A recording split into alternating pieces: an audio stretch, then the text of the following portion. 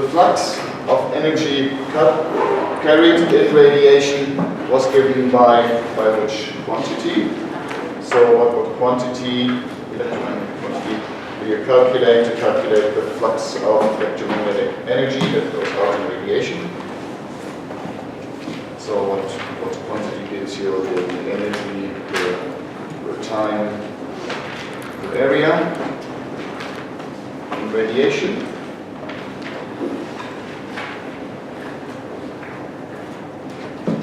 The pointing vector, right? So energy per time is the absolute value of the pointing vector, and the pointing vector S was given by, depends somehow on the electric and the magnetic fields, right? What is it? E cross E, right? And vector 1 over mu naught, right? Okay, so if we have a source, if we have a source sitting somewhere that sends out radiation, and you have some pointing vectors going in all different directions, to calculate the total power carried away out to some very large distance, plus the total power, call it P, as energy carried away per time. Plus this integrated over the surface of a sphere. That's then we want to put at a very large distance so that it's stuff that actually goes out, not electric fields or magnetic fields that carry energy, carry that along, but it doesn't actually go out. We want to look at what's really going out to infinity. So this, of course, is just integrating that over the surface of this volume here, this sphere. Right? So this is S A, right?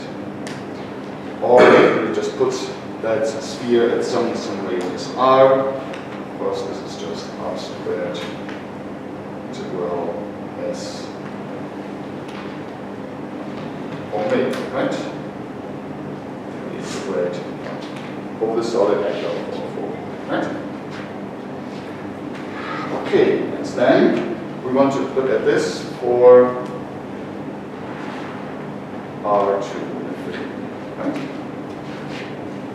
So then we had concluded last time what kind of components or what kind of dependencies we're looking for in these electric and magnetic fields. So that's there is anything left. Right? You remember electric fields for a point charge that we calculated had terms that had 1 over R squared, and so on. What kind of terms, what kind of R dependence? So E of R, right, has some kind of terms that say depend as 1 over R plus 2 over R squared plus maybe others. Which ones of these now would contribute to radiation, considering that we multiply here by R squared and want to look at what comes out to infinity. So which terms in electric and magnetic fields, and the same actually holds for magnetic fields, right? Way we had also found that for at least for point charges, and we'll see that for anything concerning radiation, the magnetic field is actually related somehow very simply to the electric fields. Remember, for point charges, how the magnetic and the electric fields were related? Ones that contribute to radiation. We'll see that even when we talk about dipoles today, we'll see that that's still true, how electric and magnetic fields related. It's a very simple relation. Okay?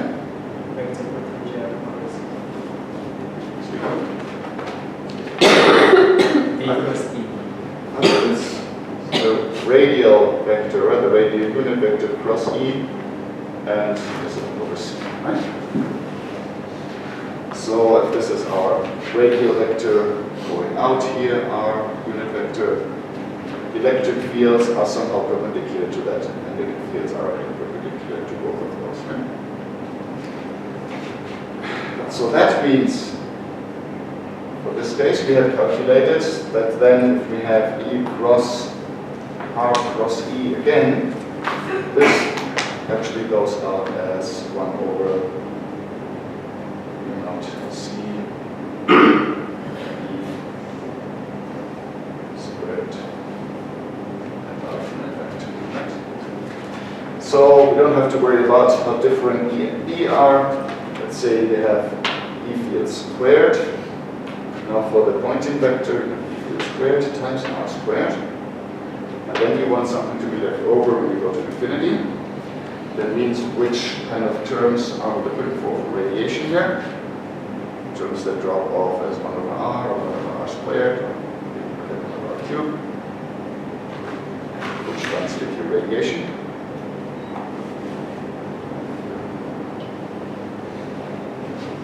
Square this times R squared, and then if you go to infinity, you want something that doesn't go to 0.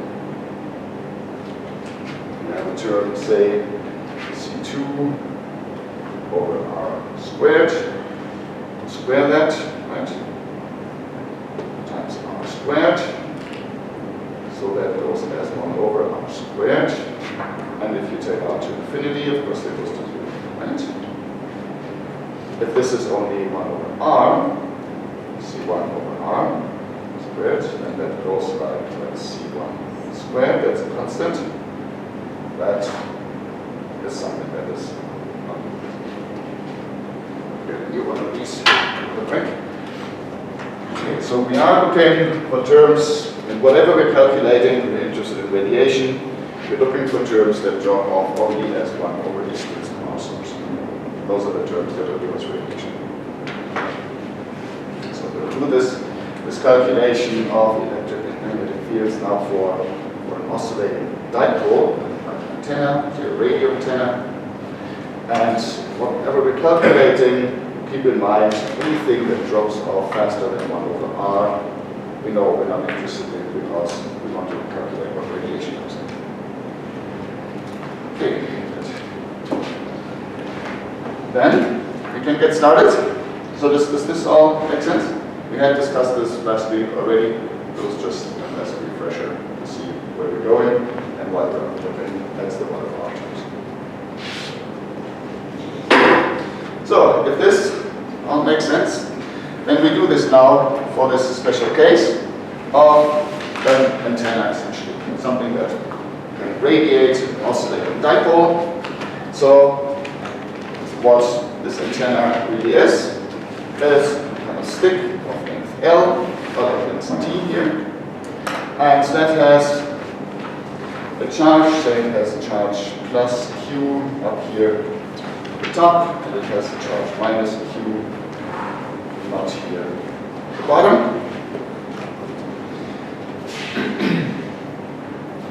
And this oscillates back and forth.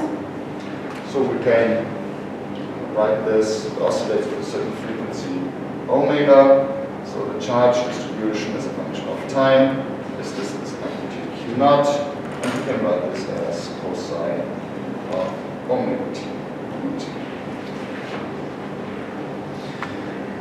We can approximate this so that we say we have one charge sitting up here, plus d half, one charge minus d half, and we're sitting at some distance r from the center of this. Alright, so we know how to calculate the potentials from any configuration, right? This is what we had derived 2 weeks ago, I think. That gives us the potentials, scalar and vector potentials. And which gauge was that again? What gauge do we have the potentials if we calculate them like that?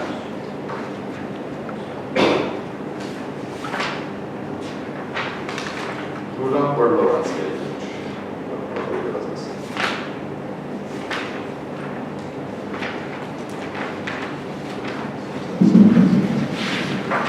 Unless you're trying to pass. Coulomb-Lorentz gate. What's that?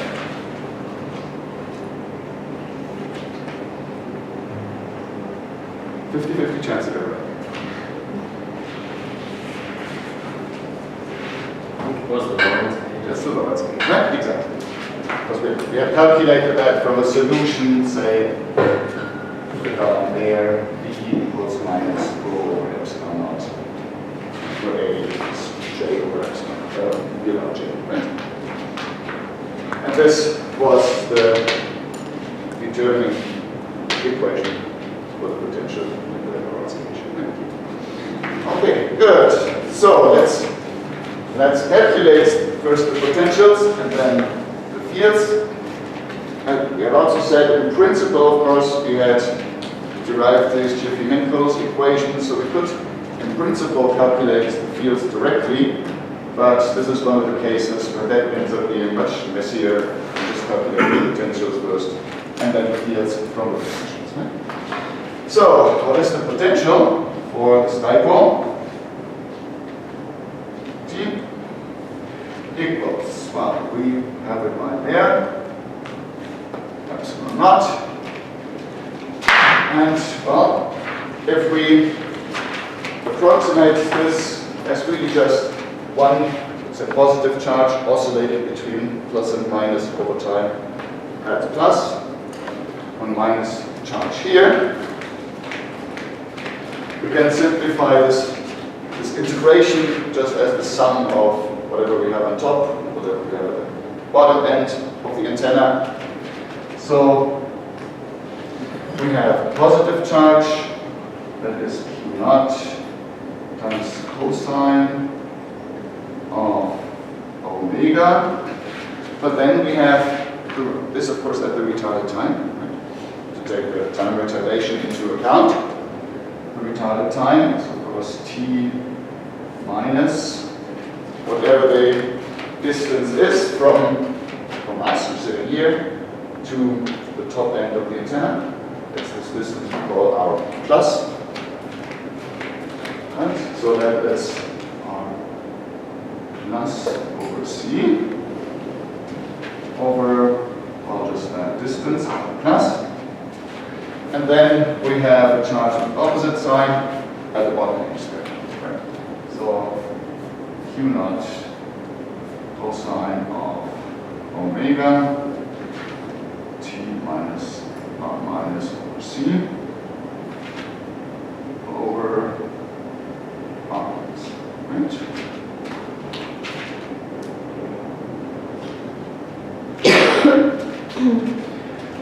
Okay, now of course we have to figure out what is our plus, our minus.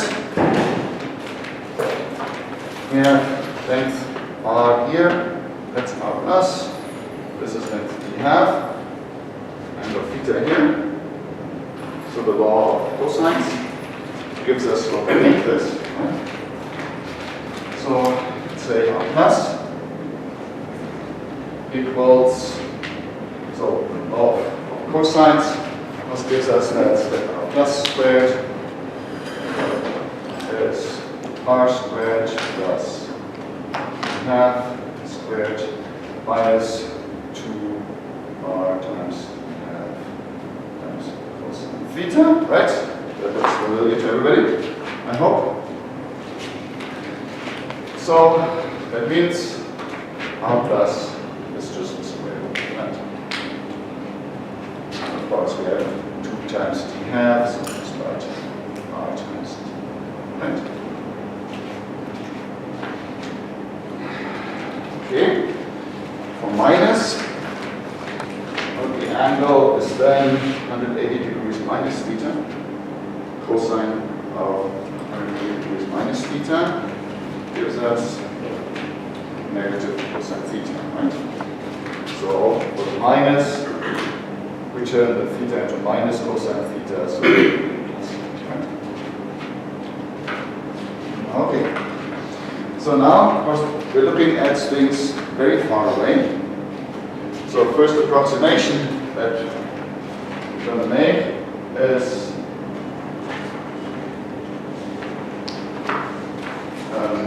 that we say the distance, our distance eventually we're looking at radiation at infinity, right?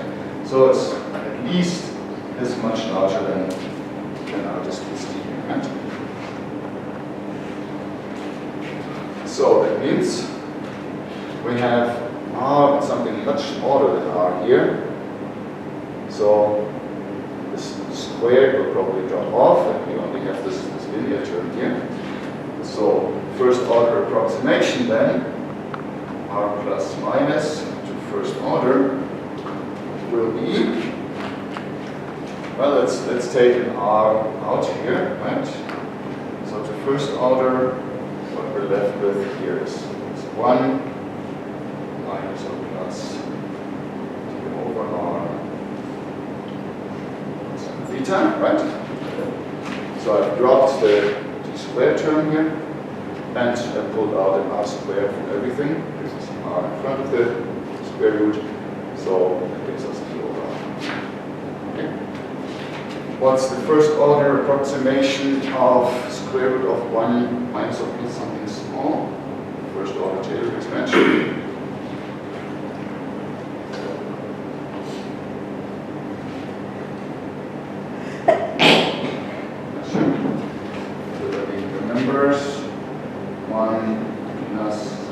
Epsilon over n, first order is.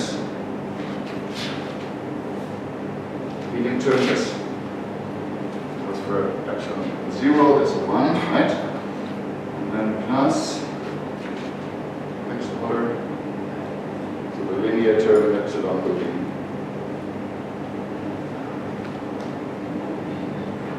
this is something you would have to know for business. Less n times epsilon, right? So now here, epsilon is plus or minus the small thing here, and n is the power as 1/2. Right? So the first order approximation is here r 1 minus or plus over 2r. Right? To first order. So that we're going to use in here. And then we have the terms of 1 over r plus and r minus. We have 1 over r plus or minus. So we have the inverse of that. Or we can do this with power minus 1/2. So that just gives us a 1 over r 1 plus or minus d over 2r plus 15.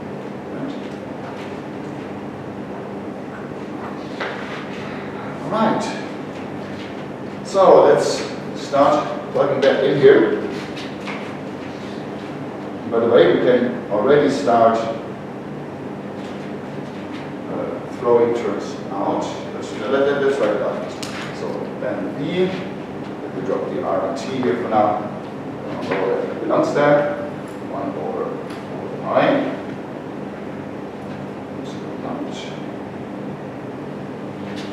So we have q naught times cosine of omega t minus. Now we have the r, see r plus here, this r minus, so this is r minus r plus over 2 cosine theta, right? So it's r over c, and then for the plus, and then the minus sign here, another minus here, so it is a plus.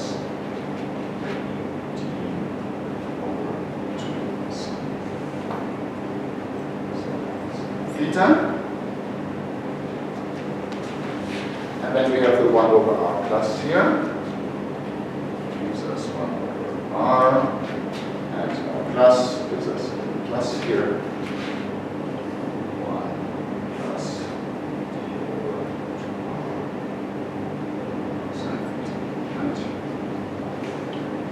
And then we have the minus term.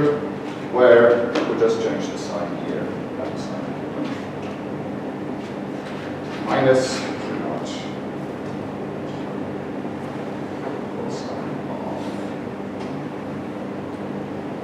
T minus R over C minus over 2C theta over R minus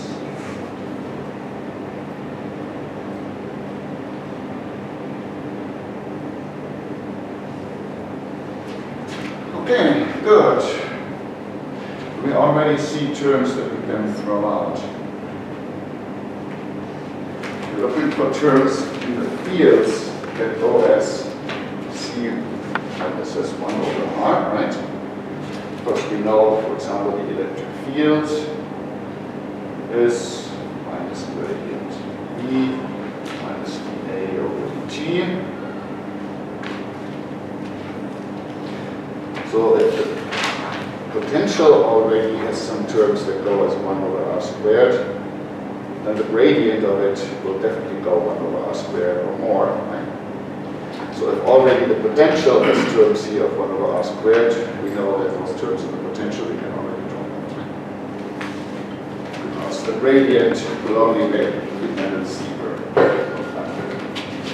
So it means we have 1 over R here, there's another 1 over R here, so that will already give us a 1 over R squared, right? So this goes as 1 over R squared, and we know we're not interested in those. So that off and the same. Right? So that makes things a bit easier already. And let's see what we can do about this nasty cosine terms here.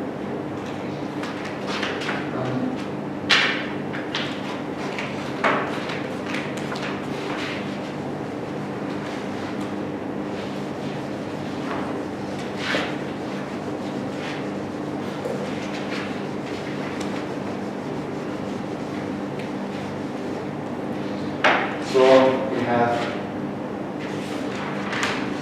there is some kind of cosine of omega Dipole, so T naught as T minus R over C, right? Because you see that that appears on both sides, so that might help us a little writing, T naught.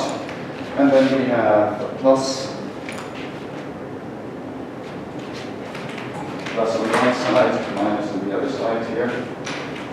So plus and minus, the small correction term, d over 2c cosine theta. So first thing we can do, what is the general expression if we have cosine of two angles, spacing, cosine of two angles, alpha plus beta. How do you split that up into terms that have only cosine alpha, sine alpha, cosine beta, or sine beta? Cosine alpha. Cosine beta. Good. Minus plus. Very good. Sine. Very good. Sine alpha, sine beta, right? So our alpha is omega t naught, beta is omega d over 2c cosine theta.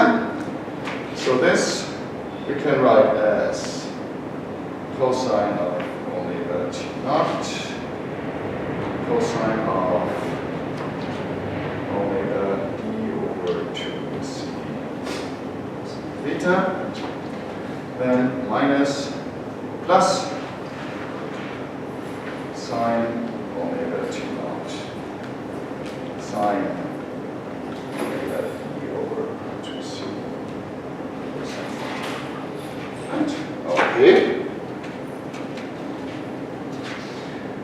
Now we make another approximation here that we can write in different ways. So one would be, we have this oscillating at a certain frequency omega.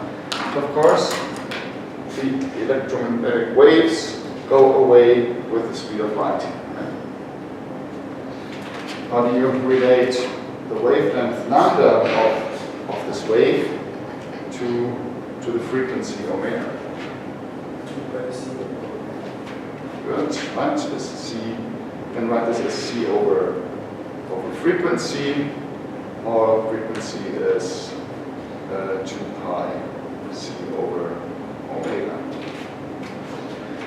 And well, since this is moving away much faster than anything that is moving up and down here in the wire, in the antenna, this wavelength is certainly going to be much larger than the size of the antenna. So, meaning, so omega d over c, omega d over c is going to be much less than 1. And also see that as the speed at which stuff is moving up and down, so the characteristic speed at which things are moving up and down is the length over the time. The time is the inverse of the time is the frequency, right? So d times frequency gives you typical speed with which stuff oscillates up and down, and we want this to be non-relativistic. We want this to be much less than 1, which actually gives you exactly the same expression. So the upshot is that whatever we have in the cosine and sine here is very small. Now back to Taylor expansions. We can leave them here for reference. What is the Taylor expansion of the sine of some small value epsilon? First order. What is that to first order?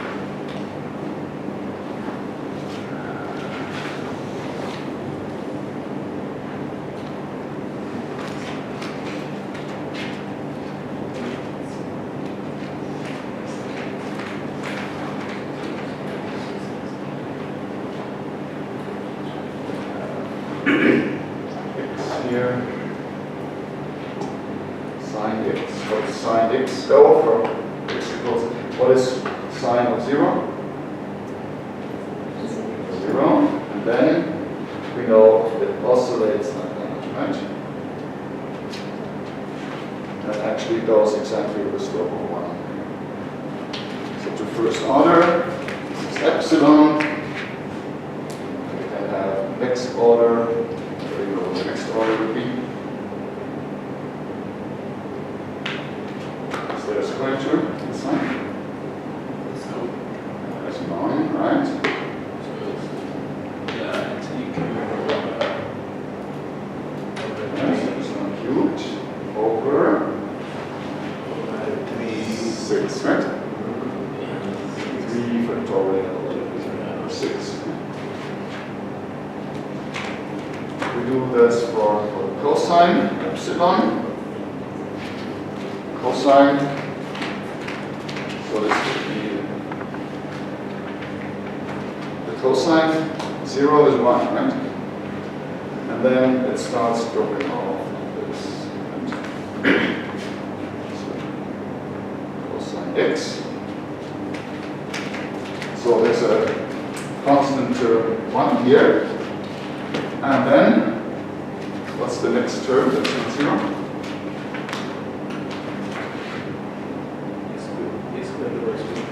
Very good. Epsilon squared, and then there's a whole term, and so on. So now, if we want to make a small first order approximation in this small argument here, what we want to keep are the terms 1, right, approximately 1, and there's a first order term here. Those we want to keep. Right? So that means approximate this by this. Approximate these cosine and sine terms as obviously as a cosine not. The cosine of the small thing will just be a 1, so that's all we have here. And then we have a minus plus sine omega t naught. And the first order term will just give us the argument itself, which is cosine theta. Okay, good. So this is what we have for our potential there. Let's put this all together.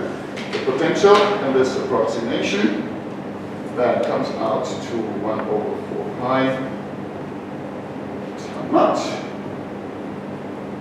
Okay, this q naught in front of everything, right?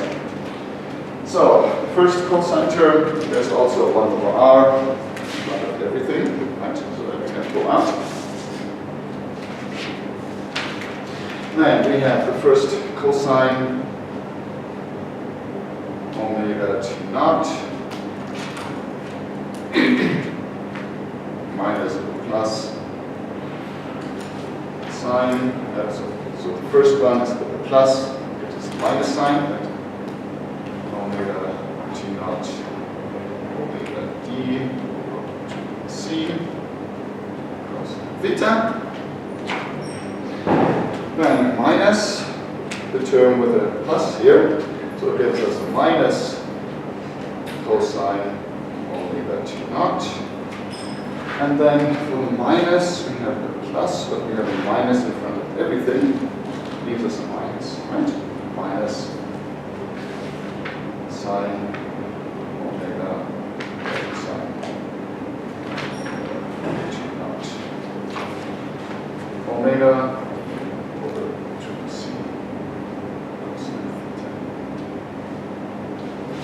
Alright, that looks nice, I think. We have cosine omega t naught plus here, minus here. That goes away. And then we have the same term twice here, both with a minus sign. Right? So we just have this term twice.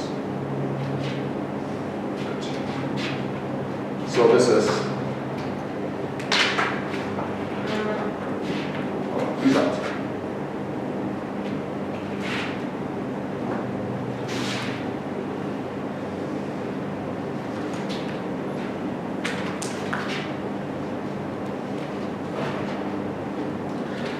That looks nice, doesn't it? Much simpler than the mess that we started out with. Okay, so this we can keep this for reference here. What do we do about the vector potential? U naught over 4 pi. Now we need to integrate. Well, we have currents, if anything, only here in the antenna. Right, so we integrate from minus d half to plus d half here. And what is the current here? Well, the current of the I of t is really just the time derivative here, right? That's essentially